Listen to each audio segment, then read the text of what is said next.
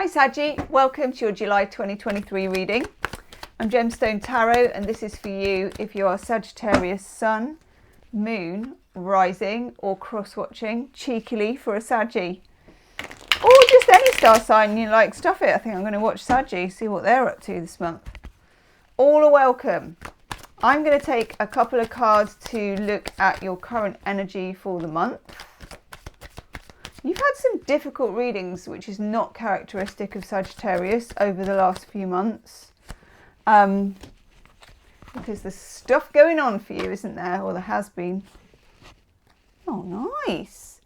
Why don't you get 2 majors for your overall energy cards? Okay. So Saggy, this is a general reading. It won't resonate with everybody, but take what resonates and leave the rest. If it resonates, hit the like button. If it really resonates, there is an extended reading and it's the first link in the description box. Okay, in that we look at your love life, how do they feel about you, and we look at the cards that came up in the YouTube reading and do some funky channeling. Okay, Saggy, you got the Hermit and the Fool as your overall energy. For some reason, I really like that. Now, a lot of you Sagittarians have been dealing with Virgos recently, so that could be why the Hermit is coming up. But also, I feel a lot of you have had to deal with a lot of things on your own or off your own back. And I feel like a lot of you have had your head down and you're thinking of innovative ways of getting out of a situation, of dealing with something, dealing with some form of restriction. Could be within a relationship. We're going to look at love life. We're going to look at your work life. We're going to look at your relationships as well. And any other channeled messages that come in. So I'm getting here there may be some kind of need to do something alone, even if you're part of a team, or even if it's something to do with your tribe, your family, your people, your relationship even. You're still on your own dealing with it. I mean, this is a very realistic spiritual point of view because the Fool, as we can see here, starts off on 0, a clean slate. And that is a very Sagittarius energy. You're ruled by Jupiter and you're the best at flying by the seat of your pants and seeing what happens and, you know, taking things as they come. In fact, I would say when a Sagittarius is living up to their own energy, they're really moving not completely without a plan, but with a very dynamic plan. And I like that. I like working with Sagittarians. It feels to me, I'm mutable, you're mutable. You know, there's a lot of wriggle room. But what's happened to you in the last, I'd say since the beginning of this year, is that other factors, sometimes organisational, sometimes relationship, sometimes other people, have come into play, which is not your energy. The tighter energy of Saturn, Mercury, you know, those kinds of planets that they're not much fun to play with. They've been coming in to try and squish you somehow. So you may have found yourself subject to some kind of restriction or some kind of just not being able to have your normal emotional freedom. I think there's a turning point this month because we're back to this Fool energy, and this Fool energy is gorgeous and it means a new cycle. So you've spent your time hermiting and that was a very good idea. It's not a natural state for you to be in. It's a very humble state. It's a very kind of philosophical state, I suppose. And I think you've done your bit. I think you're working out your plan. And I think you know how you're going to go forward in the rest of 2023. And I'm very happy for you about that as well. I like that a lot. Then the Fool card. Zippity-doo-dah, good juju. You are bouncing along the mountain and you think, I'm going to do it this way. It's a new adventure. It's a new chapter. It's a new way of doing it. And it's out with the old, in with the new. And I like it. Let's take a couple of cards to see what else is coming up in July. 2023. Can't believe we're in July already. It's like a blink since we were in January, isn't it? No, I'm not even going to say it. I was going to say next thing you know it'll be December, but what am I naysaying about? Okay. What are your thoughts on Christmas, Sagittarius? What are your thoughts on the holidays? Personally, I'm not a fan. You probably guessed that. You get the Four of Wands. Woof. With the Knight of Wands, yes, I thought so. There is a sense of electricity here. Knight of Wands is your kind of card. No calling card, no invitation, no, you know, this is my route. It's just bang, I've arrived. Some of you may meet somebody who is very much on your wavelength. This could be quite sudden. The Knight of Wands, like I said, doesn't, you know, send ahead. They just turn up. And the Four of Wands is the energy of a portal into something lucky, something nice, something vibey, high vibration. So your relationship could be moving to a higher vibration with this. And I like that for you a lot. I like that the Knight of Wands is riding straight in here. It's like they're there and the Knight of Wands is arriving just with some good news, some good cake and a couple of beers. You know, it's like, woohoo! Get the party started, I'm here. It could be a fling, it can be a summer fling, it can be a really chance meeting with someone in the supermarket or whatever it is. But it's got really good feel about it, okay? And it also could be in terms of your career or what you're doing. Sagittarian careers can be very much like Piscean careers where they're hard to put down on paper. It's not usually, well, I work for 10 years here, then I work for 10 years there, then I work for 5 years here. It's normally, well, I sort of did a bit of this, and then I did a bit of that, and then I did a bit of the other, and, you know, I kind of do a bit of this now. People don't always get it. But it feels like you could be catapulted into something very suitable for you in terms of good juju and spirituality. You know, it's really going to suit you. I love that for you. Woof. Look out for that one. Okay, this is what you've been dealing with. Yeah. So, could be dealing with a Capricorn. Could be just dealing with someone who represents this Devil card. Somebody is tied to, they're tied to each other. And they're also fixed to the Devil's post. It's like a double whammy of being manipulated or controlled by a corporation, by a person, by a relationship, by an ex, whoever it is. The Devil has a certain toxic kind of element to it sometimes.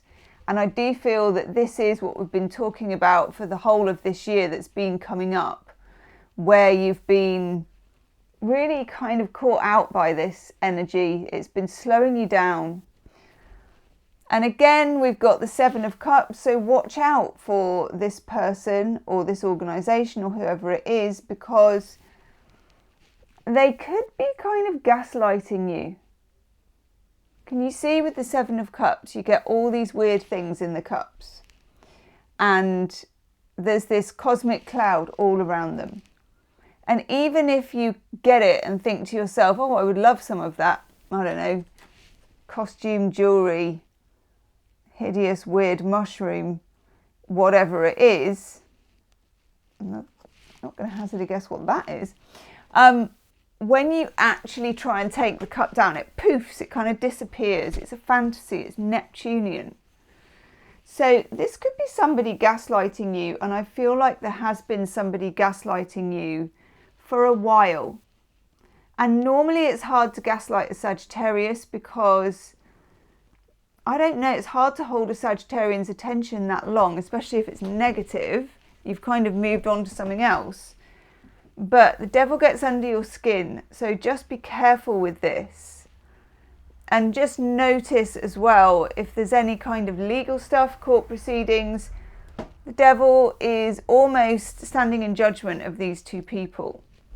So if you are doing anything like that, or following up on a lawsuit or anything like that, or even just doing something at work where you're asking for a raise or there's some kind of inquiry about something, dot your I's, cross your T's, and then do it all again. Have it all completely worked out. Okay, very important. Because the devil is in the detail, as they say. Let's have a look at your love life, Saggy. You up for that? Oh my God. What's going on with that Seven of Swords? It's been coming up a lot.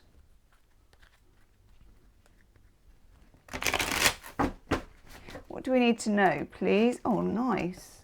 Okay, good. That's a real redeemer. So, in your love life, if you are connected with somebody or there's somebody you've already got in mind, they may reveal something to you. Because we've got the Sun, and the Sun is about revelation. It's a nice card, obviously, to get the Sun. It's gorgeous energy, it's radiant, it's yang energy, we like it.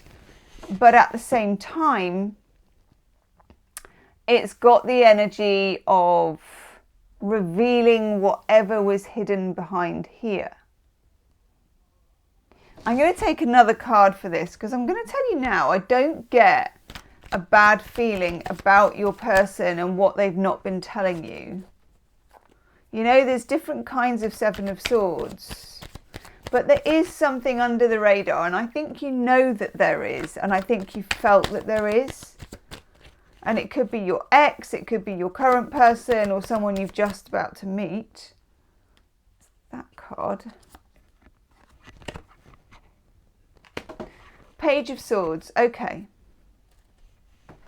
Page of Swords for me, it can mean an air sign, Gemini, Libra, Aquarius. But it also means communication on the internet, social media, text messages, emails. Someone you're involved with might have had some emails or text messages from somebody they haven't told you about. And again, I don't mean this in terms of their, being a dirty dog and sneaking around with a third party. I'm getting the vibe that, sometimes maybe one of their exes or the ex or whatever it is gets in touch and they've ignored it or something, but they haven't told you because it's a proper conversation they need to have with you. And also, this person doesn't mean anything to them, so they don't kind of see it as a threat in the same way that maybe you would.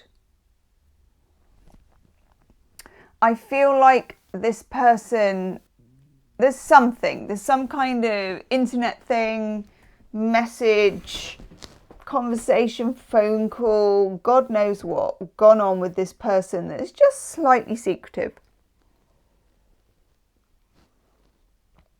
But I feel like they have good reasons for not talking about it just yet. Because timing is everything, isn't it? Sometimes you sit on things for a little while because the other person is up to their neck in something, or they're busy, or you want to sort it out before you speak to them. For example, this could be their nightmare ex, and they don't really want to speak to them, and they just wish it would all go away. But they sort of know, because they're a grown person, that it won't go away, and so they're sitting on it, and they're thinking, oh God, I'm going to talk to so-and-so, you, and we'll come up with something, but in the meantime, I'm just going to ignore it and get on with my life. I don't owe this person anything. But even when that happens, if someone doesn't talk to you about it, it becomes bigger than it is, doesn't it? It becomes something in the background. Now, the only alternative to this, Saggy, is that it is you that has had somebody contact you maybe out of the blue and you haven't said anything yet. And that you have your reasons and the boot's on the other foot, and you're just thinking to yourself, God, I'm going to devise a way out of this, and I will tell them, but I'll tell them after their birthday, or I'll tell them after whatever it is, okay? Let's take a couple more cards for your love life, because that is a very interesting angle that just came up then. Four of Cups. with the Hanged Man. Yep, you and your person, or your connection, or the person you're interested in, there is some kind of waiting or holding period here. And I feel like it's waiting or being held off until you have a proper conversation about something. And I feel that that conversation is not a bad conversation. It's just pending. It's pending for some reason. When you've got the Hanged Man, that's like the most pending of pending cards. Because the person is, you know, they've chosen to do this. They've decided, there's Neptunian, they're not going to make their move or whatever. They are going to be just themselves, and they're going to keep it on hold, and there's a good reason for doing so when you get the Hanged Man. You can feel it's not the right time. You can feel that you need to get some inspiration. It's why the Hanged Man goes upside down. It's why people do inverted yoga poses when they stand on their head, which, you know, don't go doing that for God's sake, because sometimes it can be medically wrong. I would never go and stand on my head, but nevertheless, the Hanged Man has taken this pose because the crown chakra needs lighting up. The same way that the hermit lamp needs lighting up. You're looking for inspiration as to how to cure a problem. And I think your other half might be too, okay? Whoever that is. Four of Cups as well. They're not taking the cup because they don't want it. They're not taking the cup because it isn't the right time. It's very important energy, this. What else do we need to know about this, please? Yeah, here we go. Whoa, look at that Emperor. Let me just get rid of myself and then you can see it. So we've got Judgment and we've got the Emperor. Judgment takes us back to the future. We've got past, present and future with the three figures that are in Judgment. And there's something here.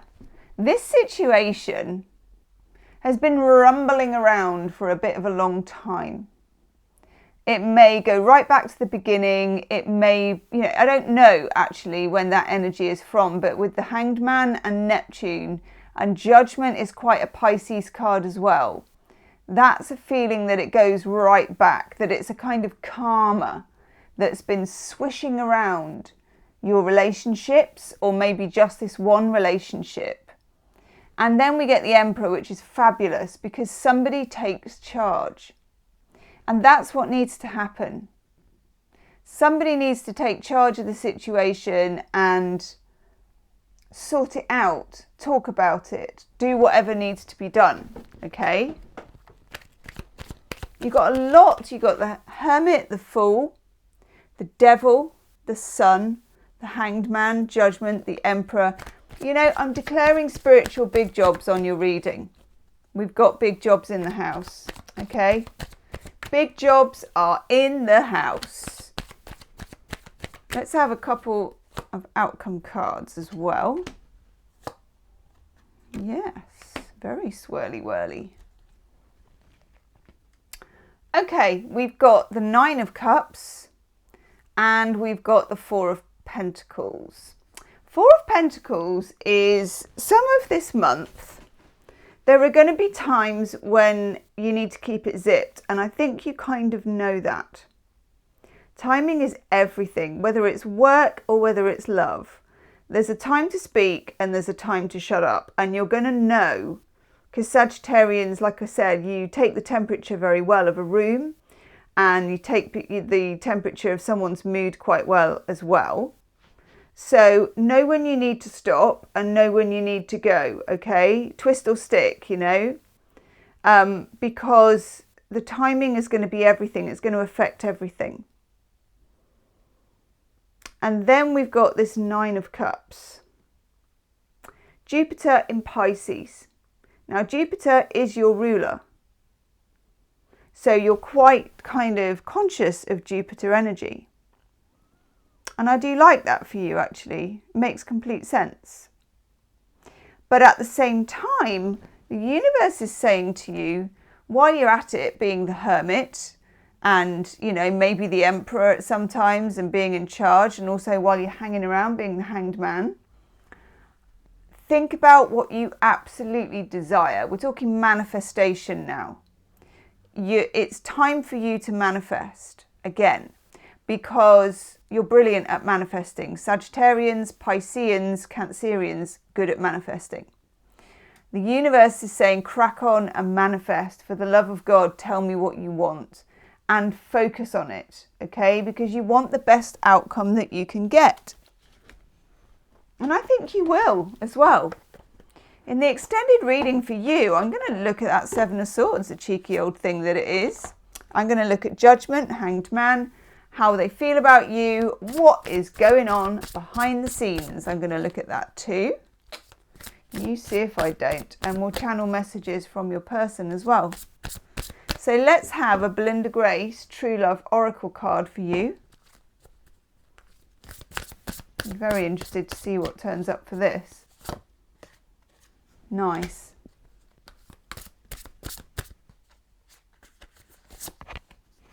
Nice, nice, nice, nice, nice. Okay. You get connection. Connection for you this month is going to come in the form of truth telling. You and your person, or you and the next person you meet, or whoever it is in love, and to a certain extent at work with people you like that are worth being honest with. Because let's face it, we're only honest with people usually that are worth it. It's a little white lie to get rid of anyone else, but we're very honest with people who are close to us and people who we like and people who we spend a lot of time with, okay? People we're in some kind of contract with, even if it's an unspoken love contract. There is one, you know. I'll show up, you'll show up. I see you, you see me. I speak the truth and so do you. That is where your connection is going to come from. It's very important. Timing is everything this month. And luminosity is about you continuing to manifest and be your lovely Sagittarian self, while at the same time practicing gatekeeping so that other people can't kind of blow your party, you know, in the way that they want to. And I think you've got this, Sagittarius. I think you know how to do this. Woof. Right, I'm going to go off and do your extended now. We're going to get straight into it with the Seven of Swords. If you want to see that, first link in the description box. If this resonated, hit the like button. I was showing you my thumb, but I just realised that I'm not actually on camera, so I'm kind of showing it to my next door neighbour. So I'm going to be back. Hit the like button, and it goes like that. And I'll see you on the other side. Namaste.